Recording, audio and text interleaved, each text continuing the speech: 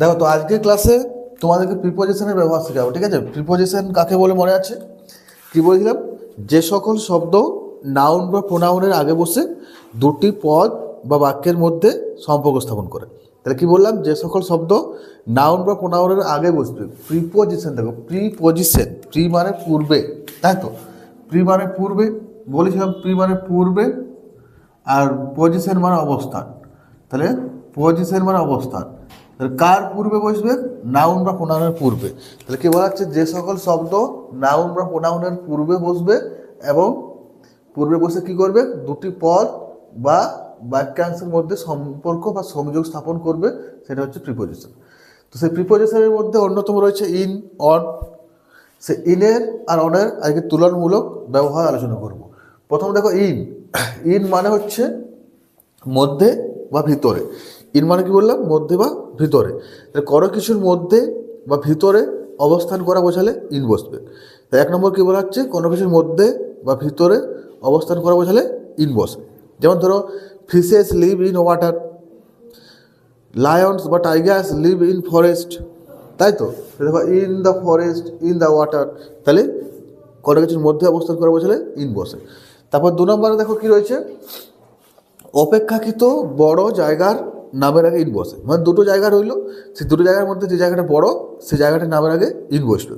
যেমন in Kolkata, in Agra, in Delhi, in Chennai, মানে বড় বড় জায়গাগুলোর নামের আগে ইন বসবে। তারপর দেখো, সাল বা বছরের আগে। এই যে সাল, এখন কত সাল? 2024 সাল। এরপর আসবে 2025 সাল, তারপর 2026 সাল, আগের বছর ছিল 2023 সাল। এই যে সাল বা বছর বলছি আমরা, সেই সাল বা বছরের আগে ইন বসবে, তাই তো?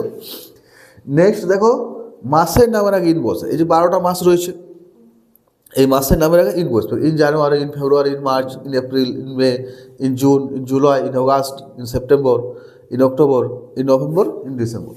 নেক্সট দেখো, ঋতুর নামের আগে ইন বসে। যে 6টা ঋতু রয়েছে আমাদের ওয়েস্ট বেঙ্গলে, সেই ঋতুর নামের আগে ইন বসবে। In summer, in winter, in spring, in autumn, ঠিক আছে? ইন মনসুন, ইত্যাদি ইত্যাদি। নেক্সট দেখো, দিকের নামের আগে ইন বসে। এই যে 10টা যে দিক রয়েছে, সেই দিকের নামের আগে কী বসবে? ইন বসবে। দিকের নামের আগে ইন বসবে।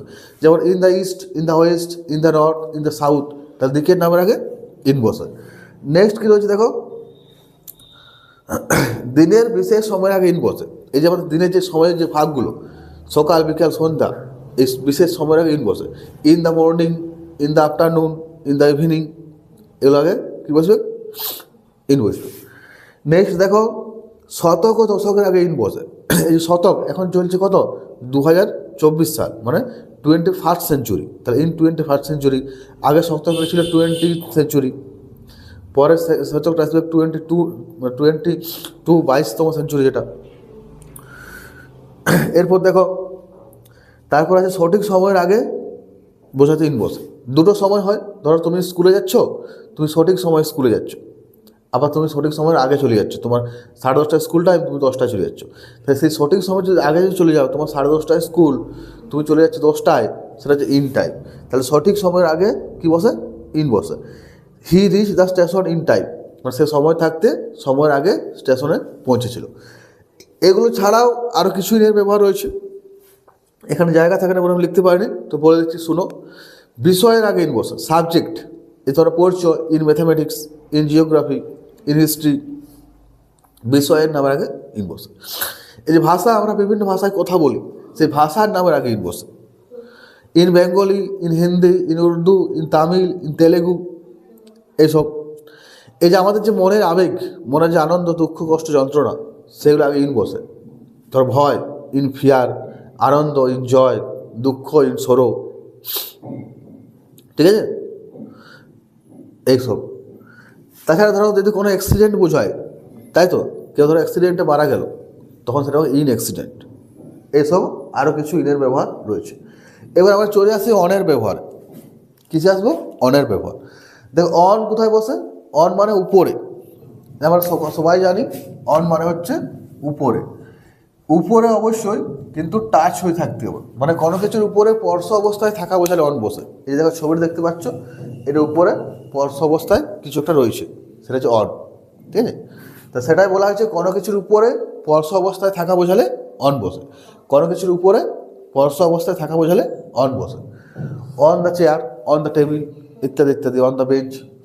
বারের নামের আগে অন বসে। কী বলা হচ্ছে? বারের নামের আগে বসে। অন সানডে, অন মনডে, যে সপ্তাহে যে 7টা বার রয়েছে প্রত্যেকটা বারের আগে অন বসবে। On Sunday, on Monday, on Tuesday, on Wednesday, on Friday, on Saturday, তাই তো? এই 7টা বারের নামের আগে অন বসবে। তারিখের আগে অন বসে, যেমন ধরো অন 31 ডিসেম্বর, অন 1 মে, এরকম প্রত্যেক যে তারিখ আছে তারিখের আগে কী বসবে? তারিখের আগে অন বসবে। 31 ডিসেম্বর এটা হচ্ছে আমার বার্থডে, ঠিক আছে? তারপর দেখো বিশেষ দিনের আগে অন বসে, এই যে on Christmas day, on my birthday, on good Friday, যে কোনো বিশেষ দিন তার আগে অন বসবে। নেক্সট দেখো সঠিক সময়ে বোঝাতে। দেখো আগের ক্লাসে কি বলেছিলাম যে সঠিক সময়ের আগে বোঝাতে ইন বসে। এবার দেখো একদম সঠিক সময়ে, তোমার 10:30টায় স্কুল, তুমি 10:30টায় পৌঁছাচ্ছ, সেই সঠিক সময় বোঝাতে অন বসে। He reach the station on time, সে সঠিক সময়ে স্টেশনে পৌঁছেছিল। নেক্সট দেখো কোনো কিছুর উপর নির্ভর করে বেঁচে থাকা বোঝাতে ইন বসে। এই যে ধরো কোনো কিছুর উপরে নির্ভর করে বেঁচে থাকা বোঝাতে কী বসে? অন বসে। যেমন দেখো দ্য কাউ লিভস অন গ্রাস, এই যে গরু কি ঘাস খেয়ে বেঁচে থাকে, লিভ অন গ্রাস। যদি বলি টাইগার কী খেয়ে বেঁচে থাকে, সেক্ষেত্রে আমরা বলতে পারি the tiger lives on meat, tiger তো মাংসই খাবে। তো একটা এক্সাম্পল কি লিখতে পারি? The tiger lives on meats, তাই তো?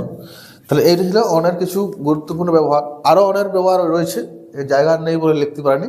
তো মেন যেগুলো আছে সেগুলো বলে দিলাম। কোনো কিছুর উপরে পরশ অবস্থায় থাকা বোঝালে অন বসে। On the bench, on the table, যে তুমি মাদুর উপর বসে আছো, অন দ্য ম্যাট। বারের নামের আগে অন বসে, on Sunday, on Monday, on Tuesday. তারিখের আগে অন বসে, অন 31 ডিসেম্বর, অন 1 মে। বিশেষ দিনের আগে অন বসে, on Christmas day, on my birthday, on good Friday. সঠিক সময় বোঝাতে অন বসে, ঠিক আছে? হি reach the station on time, কোনো কিছুর উপর নির্ভর করে বেঁচে থাকে বোঝালে অন বসে। The cow lives on grass, the tiger lives on meat, এইসব। আর ইনের ব্যবহার কী বললাম? কোনো কিছুর মধ্যে বা ভিতরে অবস্থান করা বোঝালে ইন বসে। বড় জায়গার নামের আগে ইন বসে। সাল বা বছরের আগে ইন বসে। মাসের নামের আগে ইন বসে। ঋতুর নামের আগে ইন বসে। দিকের নামের আগে ইন বসে।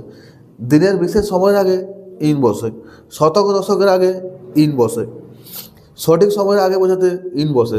তাছাড়া কি বললাম? ভাষার নামের আগে ইন বসে। তারপর তোমার বিষয়ের বা সাবজেক্টের নামের আগে ইন বসে। ওই যে আবেগ, আনন্দ, দুঃখ, ভয়, এইসব বোঝাতে ইন বসে। তারপর তোমার অ্যাক্সিডেন্ট বোঝালে ইন বসে, ঠিক আছে? ইত্যাদি ইত্যাদি আরও অনেক কিছু রয়েছে যেগুলো আগে ইন বসে। তো আজকের ক্লাস এতটাই। ক্লাস যদি ভালো লাগে অবশ্যই ভিডিওটা লাইক করবে আর চ্যানেলটা সাবস্ক্রাইব করে রাখবে এরকম আরও ভালো ভালো শিক্ষামূলক ভিডিও পাওয়ার জন্য। দেখা হচ্ছে পরের ক্লাসে। ততক্ষণ পর্যন্ত সবাই ভালো থাকো, সুস্থ থাকো।